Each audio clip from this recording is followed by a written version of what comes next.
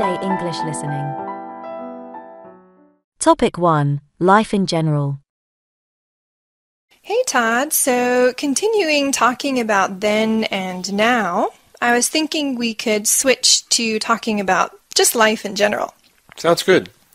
So my first question for you is, are movies today more interesting than before?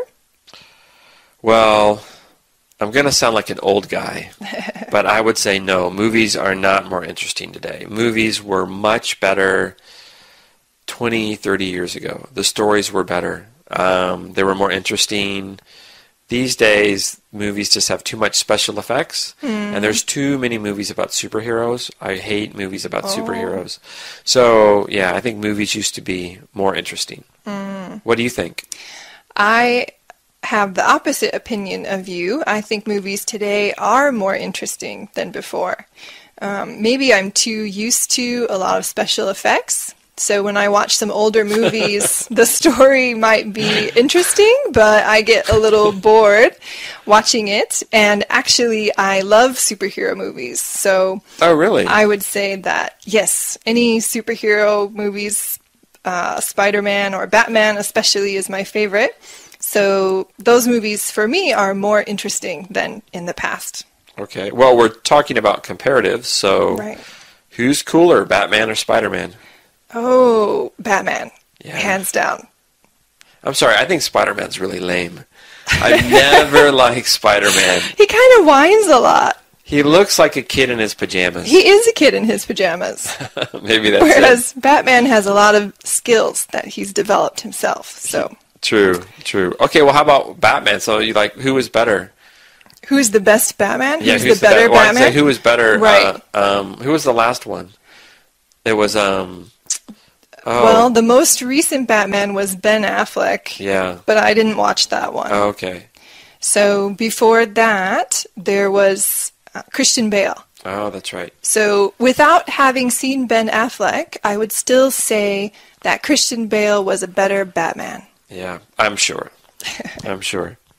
Okay, so let's talk about other things. How about the news? With news, are you more knowledgeable these days than before, say 5, 10 years ago? Actually, I think I am less knowledgeable than before. There's a lot of news out there, and it's easy to access the news, but there's so much news coming from so many sources. I'm not sure which news source is more trustworthy. So I think it's more difficult now to find the correct news or the true news. What do you think? I agree. Sadly, I think I'm less knowledgeable because before I would read the newspaper, or I would read magazine articles, or I would listen to better news stories on the news. These days, I just look at a Facebook headline Yeah. and I don't even read the article. Yeah. So I don't even know what's going on sometimes, which is terrible for a man my age. Terrible for anyone, I think. Yeah, I think it's because I think the news was more honest than before, than now. I'm sorry. I think the news is less honest these days. It used to be more honest. Yeah. I just don't trust the news anymore. Yeah, I don't really trust it either. Yeah, less trustworthy. So, along those lines, would you say social media makes life better or worse for people? I think it's both. Like, I think it's 2 points better, 3 points worse. So it's a negative. It's better because you can keep track with so many family members, especially if you're far away. Right. So I like how it connects people. But, yeah, it just makes people sad sometimes, or it makes them frustrated about their life, maybe. Right. So, yeah, I don't think it makes life better. But I'm an old guy, so... No, I think it's true. I think there are scientific studies to show that because of social media, people compare themselves too much. So it's quite appropriate that we're talking about comparison, because people will see other people's lives on social media that look quite good, and they will compare themselves and feel bad about themselves. So for some people, I think it has made it worse. But like you, I agree that some points are better, like seeing pictures from my family. Yeah, so true.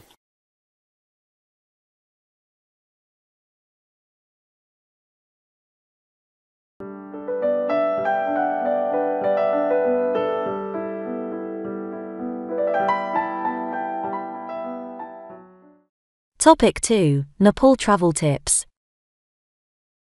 All right. Hi, Jen. Hi, Adam. How you doing? I'm doing good. You're from Nepal, right? Yes, I am. I was thinking about going there. Could you tell me some good places to visit while I'm in Nepal? Yeah, sure. It's really nice place. I mean, you should totally come to my country.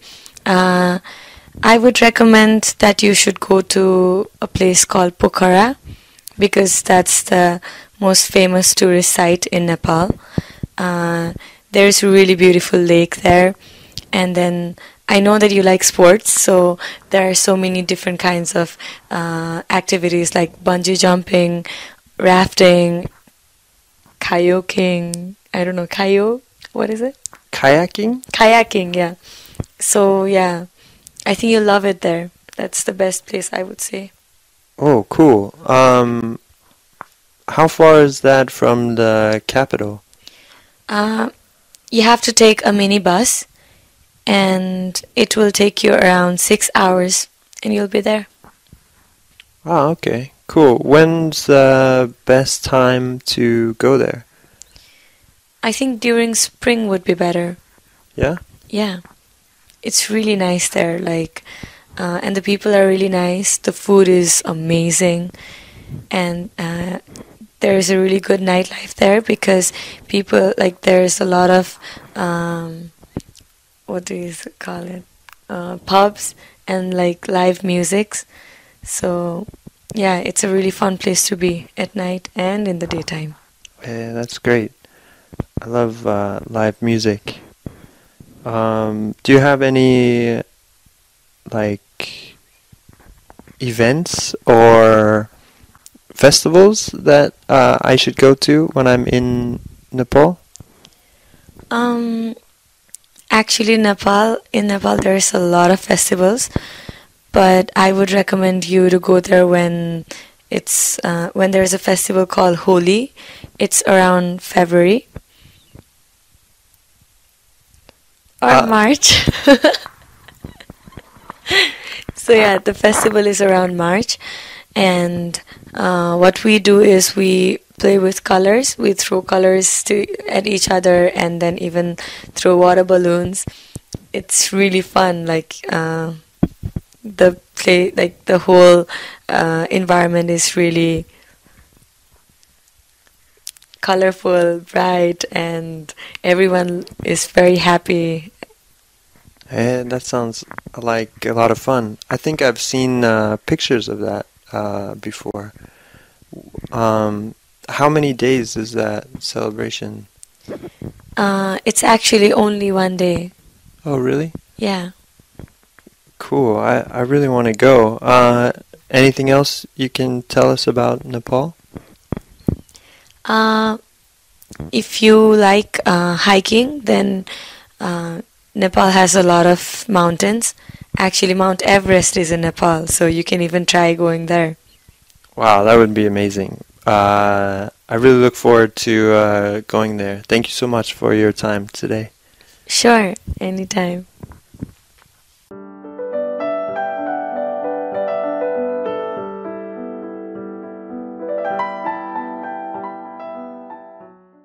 Topic 3. Nepal by region.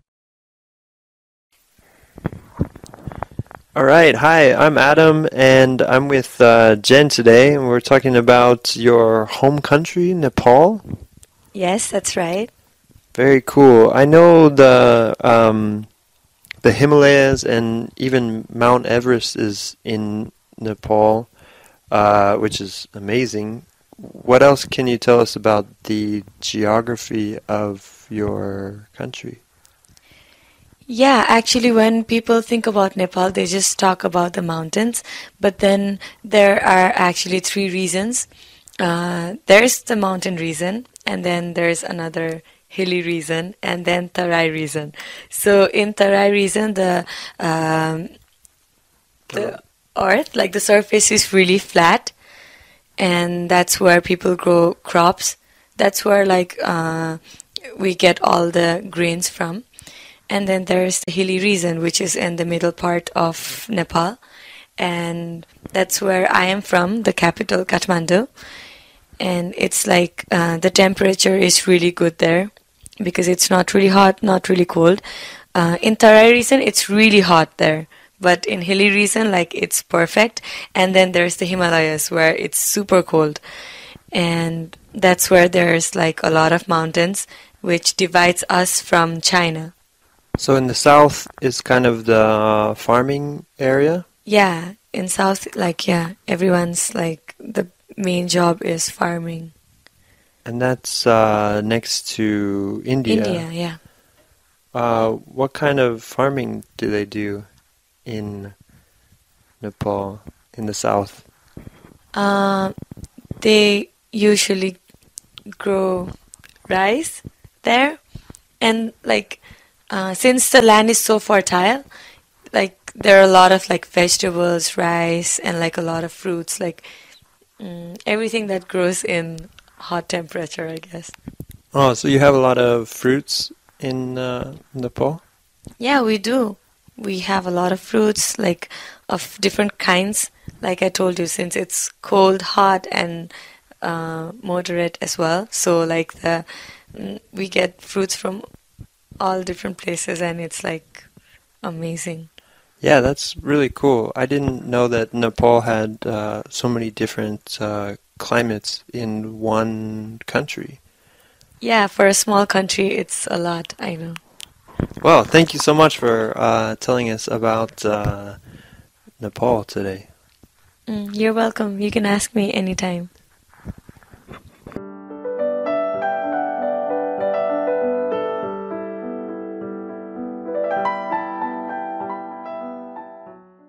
Topic 4. Life in the Arctic.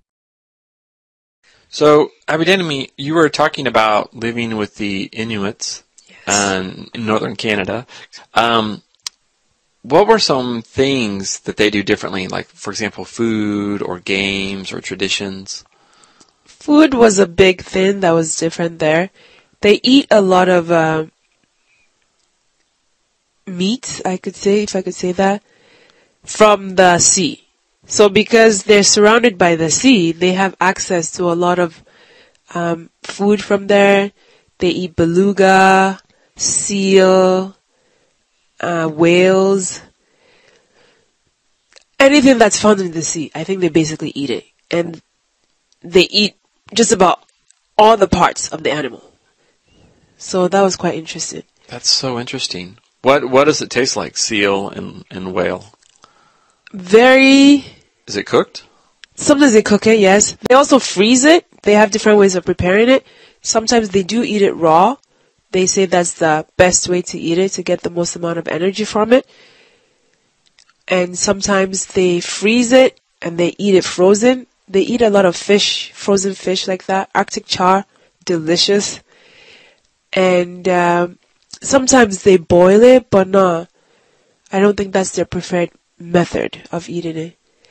One thing to note is that the younger generation, they seem to prefer more the meat, beef, and meat that more everybody else eats now. Whereas the older generation, of course, they still prefer their traditional way of cooking and eating. Also, they eat caribou, like land animals, caribou, rabbit, and one or two other animals that I can't remember. Now, did you try all these foods? I tried as many as I could. I love eating, and if anybody else is eating it, I'll eat it too. So I tried them all. I have the ones I like more, but I didn't find anything disgusting. I enjoyed it. That is so cool. Did you learn how to prepare it or cook some of it? No, I'm laughing because I'm not a huge cook anywhere. So I just do the eating and cleaning up. Yeah, okay, cool. You mentioned that they played some games. They had their own style of games. Do you remember any games that they played?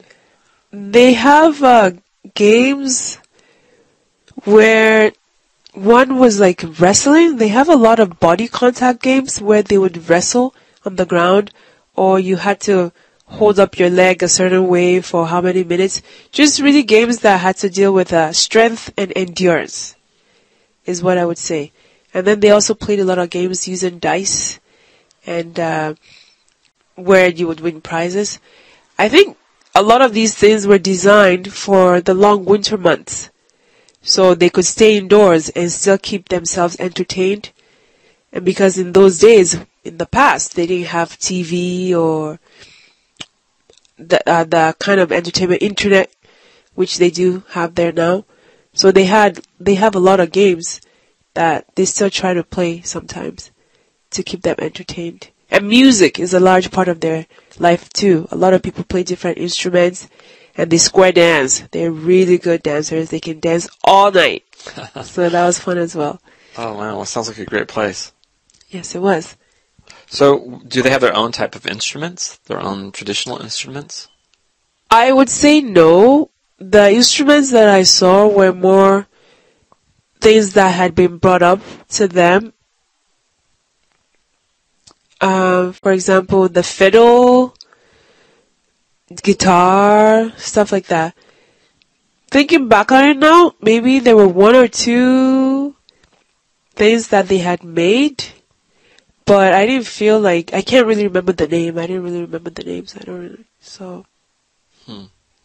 Nice. Anyway, thanks for sharing. My pleasure.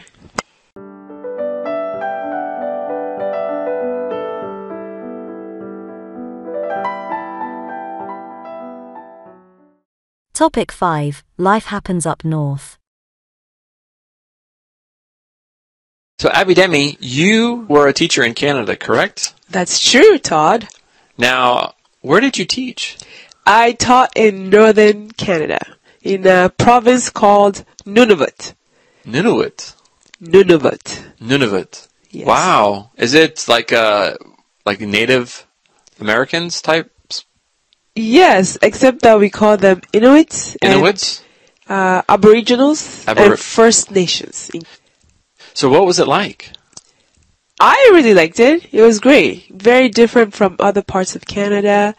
Very cold, obviously, because it's in the far north. And the communities are very isolated. Very few people live there. In the particular community where I lived, there were about 1,000 people, maybe less, living there. So everything has to be shipped in or flown in by ship that comes in the summer when the oceans melt, and then in the winter they usually fly them in. So food was quite expensive, housing expensive. Yeah, it was a different experience for me. Wow, what's life like that far north? Life happens, and it's interesting how similar it is to what we have down south in southern Canada and the other parts of Canada. Like they have TVs and similar housing, but you do have to be careful when using water because the infrastructure is a little different. The ground is frozen, so they don't have indoor plumbing. They have plumbing, but they don't have running water. The water has to be brought to each house almost every day, and sewage also has to be taken away. So you have to be careful how you use water. That's one part. Also, you don't get access to all the things that you want to buy. Sometimes you go to the supermarket and maybe all the bread is gone or the milk hasn't been flowed in yet. So you have to be patient with that as well. And you don't get the same variety of products as you would get in larger places. So, yeah. And then as you get more and more into the winter months, it gets darker earlier. So maybe around 4 o'clock in the afternoon, it's already dark outside. And by the time you go to work in the mornings too, when you're going around 7, 8 o'clock, it's dark outside. So you're like, it's dark a lot. Wow. What was it like being in an environment where you had so little sunlight? It was hard, but I kind of feel like I'm used to it. I took vitamin D tablets to help with that. Also, yeah. But because I was working for the most part, I didn't feel like it was too hard. And then during the holidays, I would come back down south to my family. So I wasn't there too much during downtimes. I did spend part of Christmas vacation there, and that was nice. They had a lot of activities outside for community members, ice sculpturing, winter games on the ice, Inuit games, different things like that. So it was fun. It was really an experience that was culturally enlightening, if I could say that for me. I really enjoyed it. I really, really enjoyed it. Though there were challenges as well. The isolation and the fact that if you wanted to go to other places that were in the community, you had to fly out. So it's very expensive to go there. Oh, what an experience. Sounds cool. Yes, I loved it, and I would like to do it again someday.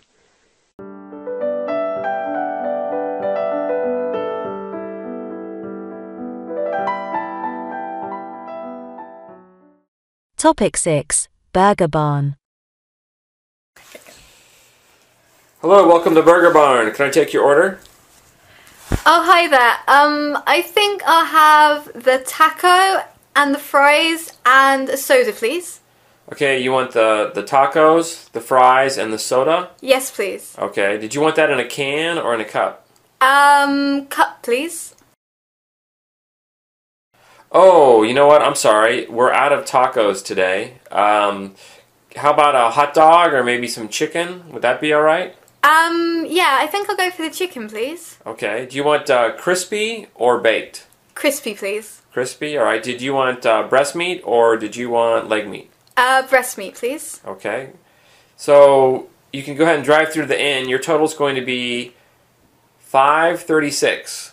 Okay, thank you. And I'm sorry, are you going to be paying by cash or by debit card? Cash, please. Okay, thank you. Thank you very much. Would you like anything for dessert? Donut, ice cream? What flavour ice cream have you got? We've got chocolate ice cream, vanilla ice cream, and rainbow sherbet. I think I'll try the rainbow sherbet today, please. Okay, would you like that in a cone or a cup? Cup, please. Okay. So your total will be $7.55 at the window. Okay, thank you very much. Hello, welcome to Burger Barn. Can I help you? Hi, I'm picking up a large order today, so can I grab a pizza and a few burgers, maybe some onion rings and some Cokes? Okay, so I'm sorry, can you slow that down? So you want just one pizza? Yes, please. Okay, and how many burgers did you say? Maybe 3. 3 should work, yes. Okay, and you just want a normal, regular Burger Barn burger? Yes, a normal, regular burger. Maybe make that extra. Extra pickles. You want the Big Barn burger? Big Barn burger sounds great. Thank you, mate. You want 3 Big Barn burgers? 3 Big Barn burgers will be wonderful. Okay. And I'm sorry, so I've got the pizza and the Big Barn burgers. Did you want something else? Yeah, can I grab 3 onion rings and 3 Cokes? 3 onion rings and 3 Cokes. Now, the Cokes, did you want those in the cup or in the can? Can I grab them in cups, please? You want those in cups? So you want straws with those? Yes, please. Okay, so just to repeat your order, you've got 1 medium pizza, 3 big Burger Barn burgers, Big Barn burgers, 3 cans of Coke, and some onion rings. No, can I make that a large pizza and 3 cups of Coke, please? Oh, I'm sorry, 3 cups of Coke. Yes. Okay, great. And a large pizza. Yes, a large pizza. Okay, great. All right, your total will be $18.55 at the window. Excellent.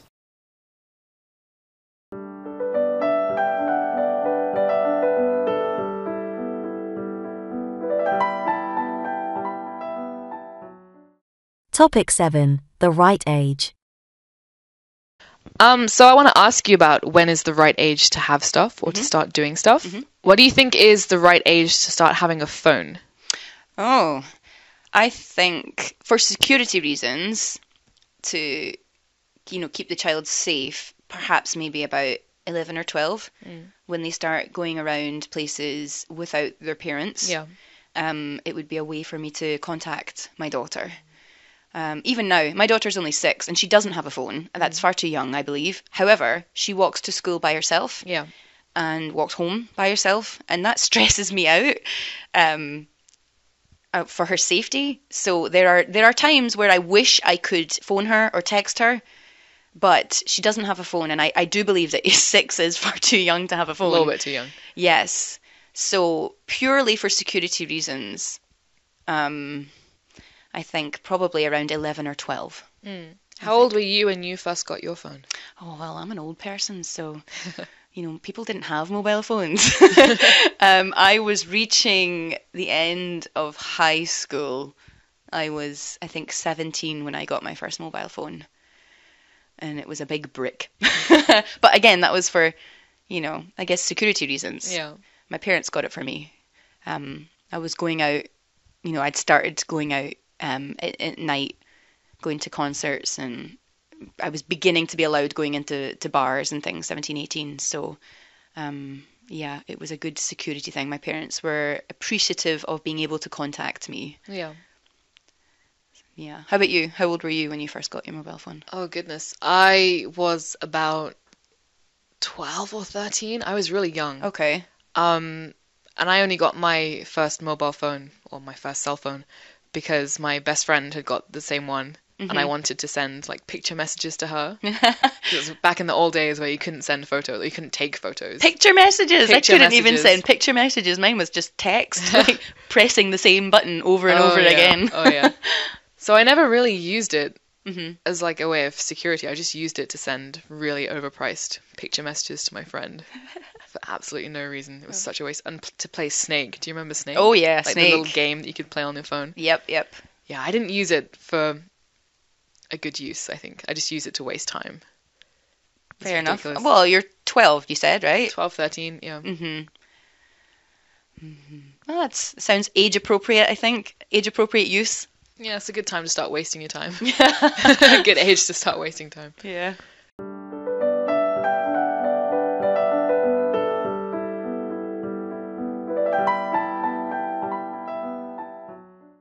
Topic 8. Homesickness.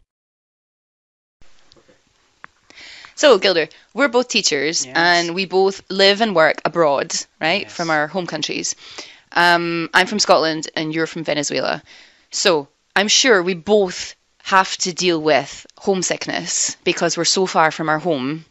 How do you deal with homesickness? Oh, it's very difficult because, as you said, I'm so far from my country. Yeah. And special seasons like Christmas or during the Holy Week is something that we celebrate a lot.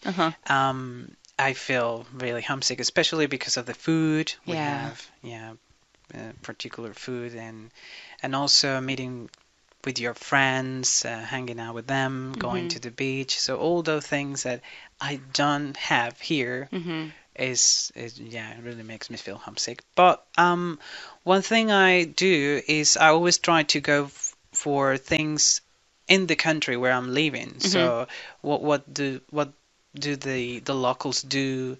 Is there any interesting? And it's a sort of like an adventure because you're doing something new, so you're kind of replacing something that you're used to do by something new. So in a way, it's nice dealing with homesickness. Yeah. What about you? Well, that's kind of what I was going to say. You said replacing. I was going to say just distract yourself with other activities. Obviously, we've met new people living here, and I've made some new and wonderful friends. And it's not the same as your life back home, but it's a good distraction, I think. You mentioned activities, so yeah, just exploring the new culture that we're in, and if feeling homesickness. In regards to food, there's a lot of delicious food here in Japan, delicious food, so we can distract our needs, I guess. Yeah, that's one of the good things of being in Japan is the fact that you get to know people from all over the world and try so many different things. Yeah. So yeah, it's a distraction, as you say, a good distraction. Yeah. One strategy I have as well for homesickness is whenever someone comes to visit, which is very rare, but it does happen, I send them a list of things that they can fill their suitcase with to bring over for me. Foods from home, Yes. and just tea bags from the local supermarket, and some cosmetics or toiletries that I cannot buy here, particular brands that I like, and it's little things like that that help me, I think, deal with not having them. Basically, having them, that helps me deal with not having them. I also do that sometimes. Like, my family try to visit me once a year, so their suitcase packed of stuff from Venezuela, which is very important for me. And also, I try to find those supermarkets from South America, like Brazilian supermarkets. Right, yeah. Or sometimes the Filipino supermarkets, they have stuff that we have in Venezuela. Yes. So, yeah, it's very nice. I actually used to live up in a different part of Japan where there was quite a large Brazilian population, and there were many, like a Brazilian convenience store. Yes. Wonderful bread. The meat was good too. Yeah, lots of really good products. So I guess a shop like that would help you in particular. Yes, I guess Brazilians, they don't have the same issue that we have with homesickness, because they can get a lot of stuff from Brazil here in Japan. True. Yeah. Well, of course, there are international stores around. I'm lucky enough to, even in a small city like this, I have an international store that's reasonably close. So there are a few products that I feel happy about, I guess. Maybe I wouldn't even buy them at home, but when I see them in the shop here, I feel like, I can't get other things, so I'm going to buy these biscuits. Likewise, something you can read. Yeah, that's true. Just peel the language sticker off the top and read the English below. Yeah, there are different ways to cope with it, I think. Yes.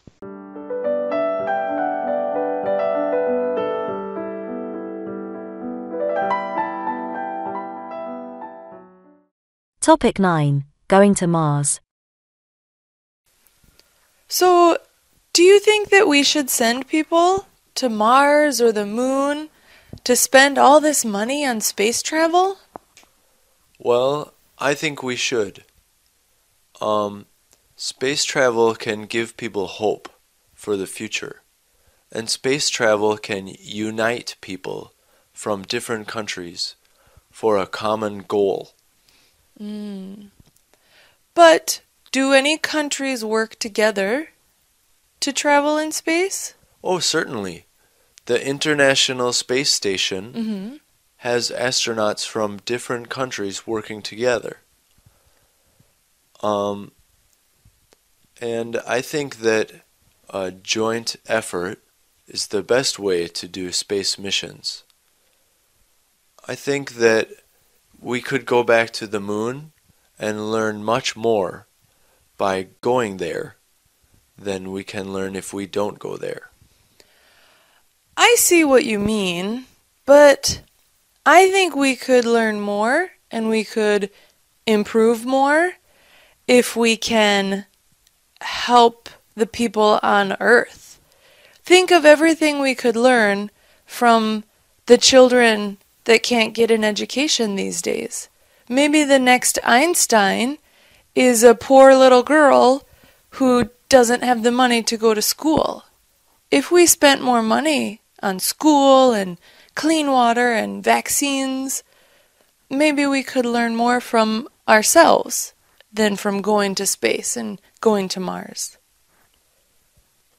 I agree with you that more money should be spent on education, but we don't need the next Einstein if we're not doing space travel. The problem is, what are people with money willing to spend it on? I think that it would be nice if we could have all the rich countries spend money on education for poor people. But if you look at the numbers, the cost of one space mission is much cheaper than the things we spend money on now. Like what? Well, the first example that comes to mind is war. One day of war is so expensive for all the governments and militaries that are involved. One day of war costs more money than one space mission. But Yeah, war that's goes true. on and on for days. Yeah, and years. So if you think about the money in terms of, so the money for a space mission seems expensive by itself, but when you compare it to other things, it's actually kind of cheap. I see what you're saying. You're comparing the cost of space travel to war, but I would compare the cost of space travel to the cost of, for example, getting rid of malaria. I think we could get rid of a terrible disease like malaria for as much as we would spend on a trip to Mars. Getting rid of malaria or going to Mars. Well, of course, I would also choose that we should get rid of malaria. Maybe we'll have to agree to disagree. We might have to disagree this time. Okay.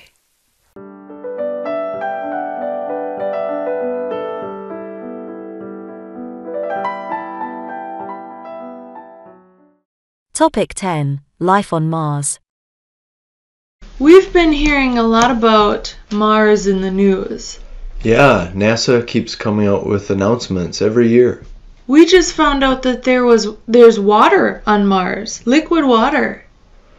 Yes, recently they revealed that there's evidence of liquid water. That's crazy. Last year they announced that they definitely found ice, solid water, in the soil. In the soil on Mars' surface, they found frozen water. Now they found evidence of liquid water flowing. Wow. Do you think people can go to Mars? Do you think we should send people to Mars? I definitely think we can go there. We've already sent a number of spacecraft to Mars, starting with satellites many decades ago. Then there were landers, where a satellite landed on the surface and sent data back to Earth.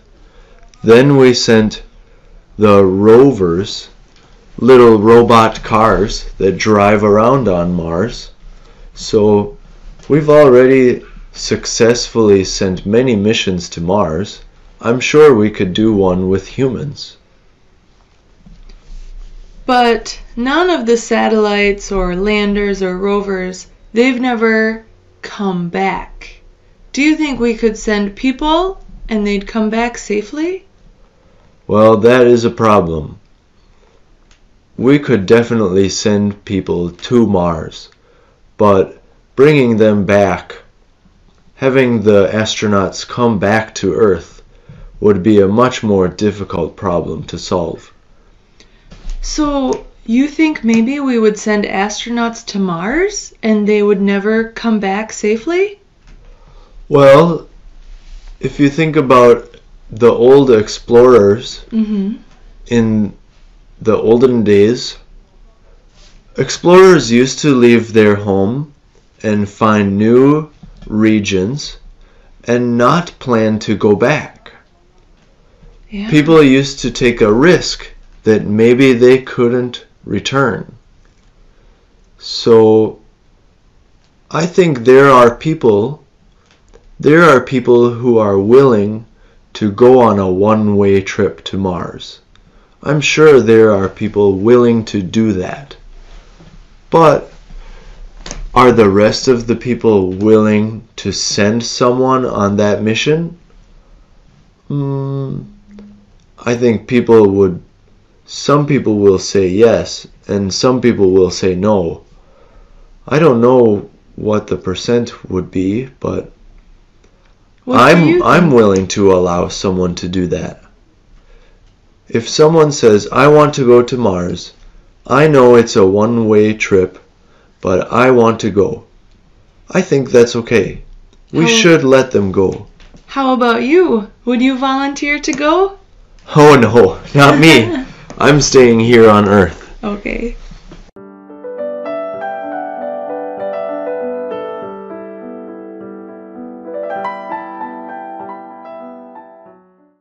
Topic 11. Food we hate. So what are 3 foods that you can't stand? 3 foods that you hate? Number 1 would be chocolate. Chocolate? Yes. That's crazy. I don't like the feeling that you have when you put a piece of chocolate inside your mouth. It's like too hot. Like if I eat a piece of chocolate, I need to drink a lot of water. I don't like it. Yeah. I will gladly eat all of your chocolate. If you have chocolate you don't want, I'm here. It's weird because when, chocolate is very popular as a gift. Somebody's always giving you chocolate, and I take it because I don't want to say everybody like I hate chocolate actually. But yeah. What about you? What's something you don't really like? Well, I have something I don't like that I think is really popular, and every time I say I don't like it, I always get the same like what kind of reaction. But I don't like ice cream. What? Yeah. I don't like ice cream. I don't think food should be that cold. I don't like it. Food shouldn't be too cold to eat. It's just not. You don't know what you're missing. Ice creams are really, really good, especially in summer. Chocolate's really good. I'll take chocolate over ice cream any day. Well, you can try chocolate ice cream. Oh, chocolate ice cream is the worst. Chocolate ice cream is the worst. Ugh. No, what about a second one? Do you have any second food that you don't like? I don't like tomatoes. Oh. Which is strange because I eat lots of pasta with tomato flavored stuff in it. But just tomatoes by themselves is not something I enjoy. Whenever I have like a hamburger with a tomato in it, I always have to take it out and give it to someone else. I don't like it. It's just juicy and not a good juicy way. I don't like garlic. You don't like garlic? I like garlic in food, but I don't like to see it or eat it and have the taste of garlic. I don't like it. Once you've got the taste of garlic, you don't get rid of that for about 3 days, right? Exactly, that's another thing. Yeah. So when my mom is cooking and using garlic, after that she had to remove it. She cannot leave any evidence that she was using garlic in her food. Yes. Is there another food that you don't like? I would say sprouts, the Brussels sprouts. Man, no one likes sprouts. It's bitter, and even though some people say it's good for your body, I don't like them. I think, sprouts are just universally hated. No one likes sprouts. Yeah, well, but when you are a child, your parents, for some reason, are always giving you that. Yeah. Yeah. Cruel. Oh, I don't like it. It looks like, I feel like a cow eating those things. Yeah. Yeah, I can imagine. It's just, ugh. What about you? Any other? I have one more, but it's really strange. I've never actually eaten them, but looking at them makes me really uncomfortable. And that's olives. I hate olives. I can't stand olives. Just looking at them makes me want to scream. Really? Like, I think it's the hole. I don't like the hole in olives. I'm like scared of olives. It's really strange, but I no. like them. Very you can tasty. have my olives. Green, black. Oh, no. If I see them in a jar at the supermarket, just no. Oh, no. Don't like them. Scared of olives. It's the craziest thing ever, but no. Don't like olives. Keep them away from me. Ugh. Good.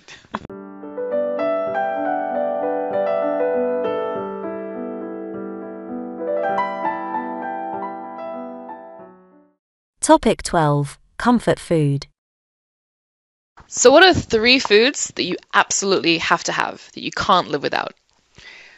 I would say that I couldn't live without arepa. It's like my daily breakfast in Venezuela. Arepa is made of corn flour, and it looks like a hamburger, so you put anything you want inside, and it's very tasty.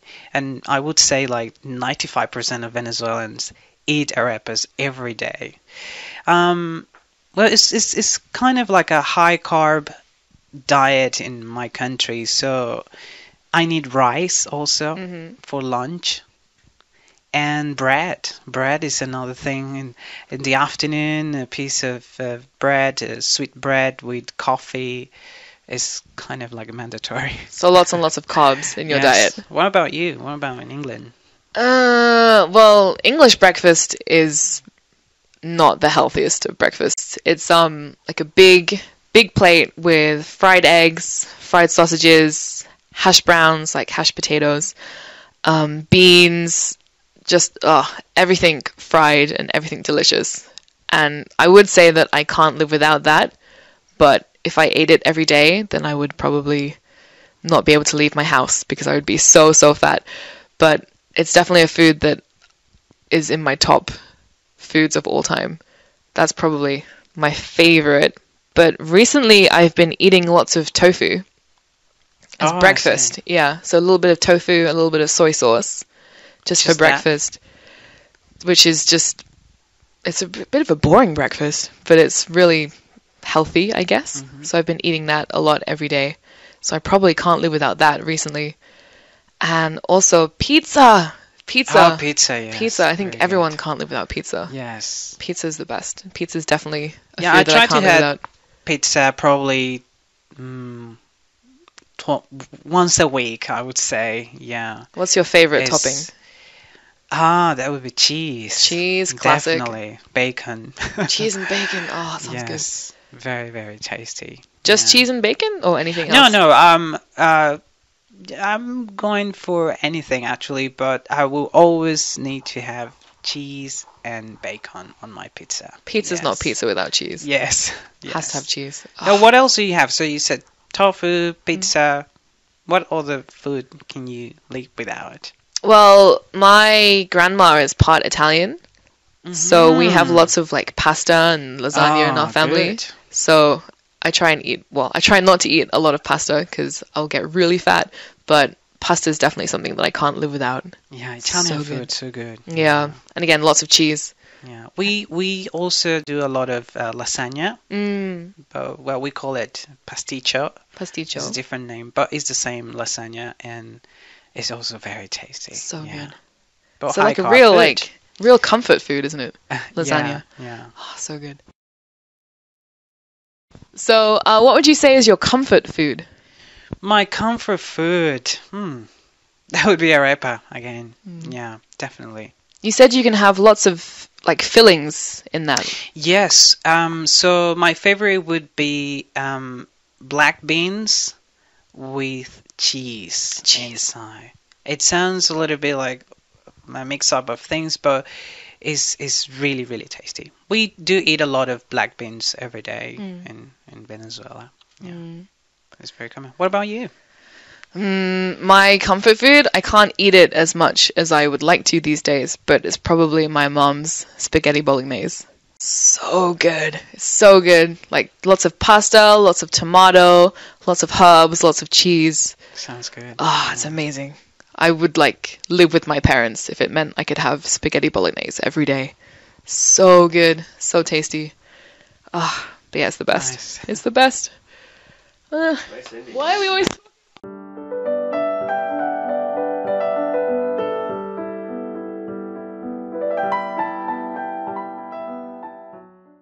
Topic 13. Super Bowl Party.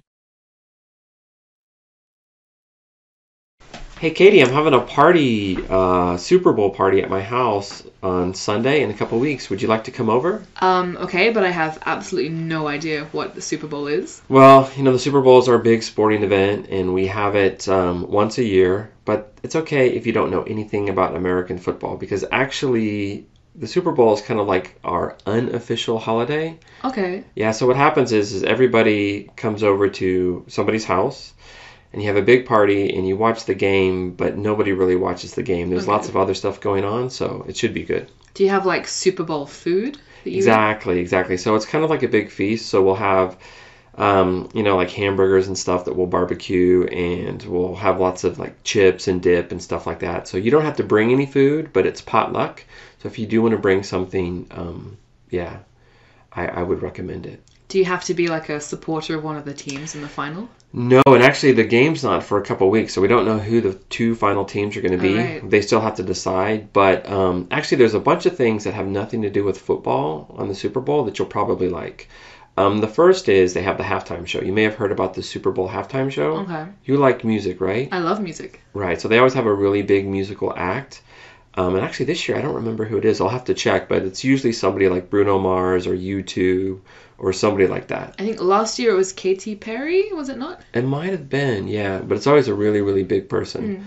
Another thing that's really cool about the Super Bowl is the commercials. Okay. So the commercials, the companies spend a lot of money on the commercials, and they're usually really good. So the commercials, people are often more into the commercials than the game. Okay. Especially if one team's if it's a lopsided win. So yeah, so the commercials are fun. What kind of commercials do they have? Oh, like companies like Pepsi or Coke or like really big name companies. Like the really big ones. Yeah, they'll spend like millions and millions of dollars. These are usually the most expensive commercials because it's one local game and one local audience. Like the World Cup is a more watched event, but the commercials are regional for all the different countries. Whereas the Super Bowl, the commercials are just for Americans. Yeah. So yeah, these are usually the most expensive commercials like around the world. So they're usually really well done. Is it just American teams in the Super Bowl? Yes, it's very, Americanizing, you might say. But, like I said, the game's really not that important. But there is one way that you can make money. Okay, I'm interested. So what happens is we have like a pool and you can draw numbers and like, you don't have to know anything about football, but you can have like, draw numbers for the first person to score a touchdown or the first player to get a penalty or things like that. And you just fill out the chart, and then if your player gets that, then you can get money. So you have to contribute. You have to pay like $10 to play, but then it's in a pool, and then you could win money at different points during the game. Have you ever won at the Super Bowl before? Yeah, it's kind of like how it works out where everybody wins a little money and everybody loses a little money. So, gambling technically is illegal, but but it's like just one of those things that everybody does. It's not for big money. No. Just for a little bit of money. Just a little bit of money. So it's okay. Just to have fun. Yeah. So, and then once I find out what teams are in the finals, then I'll tell you about the colors. And it's usually best that you choose one team that you're going to support. Okay. So I'll fill you in about who the teams are later and all that. Right. So are you willing to come? Yeah, sounds like fun. Okay, cool. I'm in. All right, so it's going to be at my house at 3. So if you can show up around 2-ish. Should I bring some food? You can bring some type of maybe salad or like a bean dish or something like that if you like. But the main food we'll provide. We'll have pizza, we'll have burgers. Oh, and it's BYOB. Okay. So if you want to drink, you have to bring your own alcohol. All right. But we will have some beers and stuff. Do you drink? Sometimes. Okay, cool. Like 10% of the time. All right, so see you there. Glad you can come. No worries.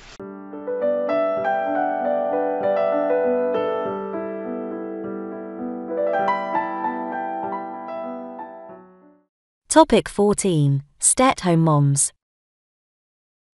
So we've been talking about women's roles in society, and are you a stay-at-home mom or a working mom?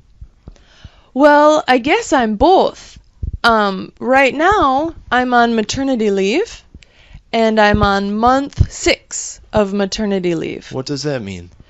So, maternity leave is when you have a job, but then you become pregnant or you're going to have a baby, maybe adopt too. So you're going to have a baby, and so you take time off of work to stay home with the new baby. Oh, I see. Do you still get paid? I do. I get about half of my wage.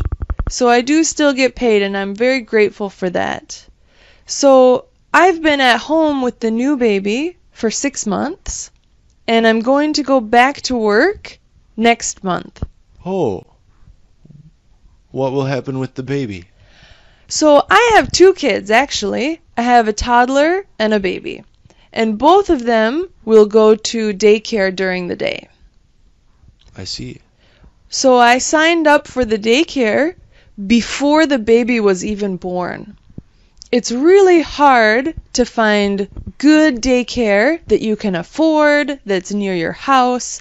So you have to start planning before the baby's even born if you're the type of person who wants to go back to work. I see. I don't think many men worry about getting good daycare for their children. when they think about their jobs. No.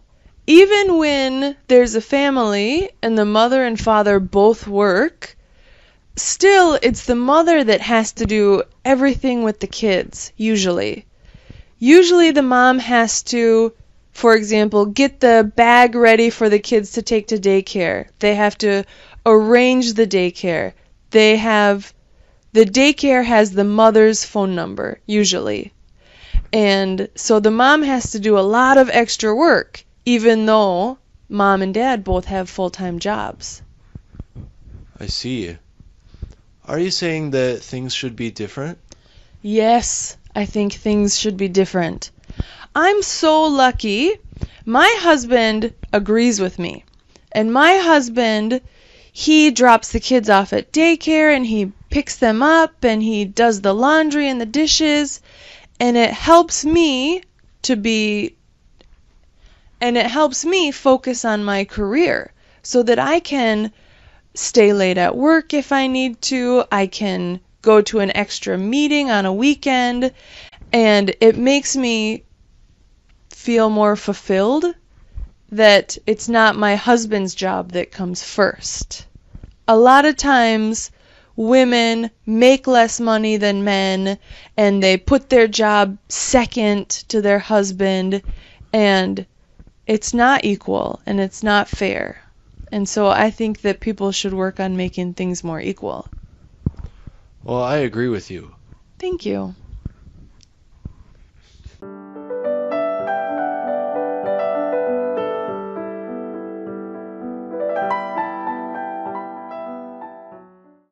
Topic 15. Macho women. Okay, so Sarah, you said you participated in rodeos before, but I thought only men ride horses in rodeos. Yeah, like 99.9% of the time, the men do all of the rodeo sports. There's like 2 sports for women, and the rest of them are all for men. Oh. When I said I wanted to do the traditionally male events, they said, you can't do that. You're a woman. You have to do these other events that are not dangerous, they're safe. For example, the men do calf roping. You work with a baby cow, a calf that's about 100 pounds. The women do goat roping. And they work with a tiny goat that's about the size of a small dog. So I just always thought the difference was stupid. I don't want to do the easy, safe event. I want to do the difficult event. And people were really surprised. And first they said you can't. And I said I'm going to anyways. Wow. And the first time I did the saddle bronc, they said, look, look, look. We got you a girl horse because you're a girl. Oh my. And I thought, well, you didn't need to draw more attention to it. I just want to compete like everyone else. Right. And my first time, I fell off the horse and I was really injured. And I was laying there and one of my friends came running out. And he said, I thought he was going to help me up and help me leave because I was really hurt. And instead he said, hurry up, you gotta get out of the arena because the next person wants to go. Oh, wow. And I was really happy that he said that, actually, because he was just treating me the way he treated any other competitor. Oh, get up, be tough, you're fine. Yeah. And I didn't want anyone to help me. So he didn't help you. Right. And I was really glad that he was treating me like everyone else. And when you see a rodeo, you'll see that the women do events where they can dress really nice. They always wear nice clothes, beautiful hat, they even have earrings and things on. And when the men do events, they're doing the events that they really have to use their muscles and get dirty, and I really liked doing those instead. I'm not saying one is better than the other. I'm just saying I liked to do the other one, and I think that maybe other women like to do the other events too. So, do you think the situation is improving? Are more girls joining rodeo now? I don't think so. I think the sport of rodeo is becoming less popular. Oh. So I think in the future there won't be more women in rodeo. There will just be fewer people in rodeo. Oh, I see.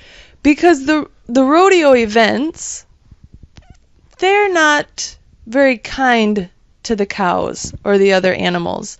And as people get older, maybe they get more soft-hearted, like me. And they don't want to make the animals get tied up or chase the animals. And so I think fewer people are interested in rodeo these days.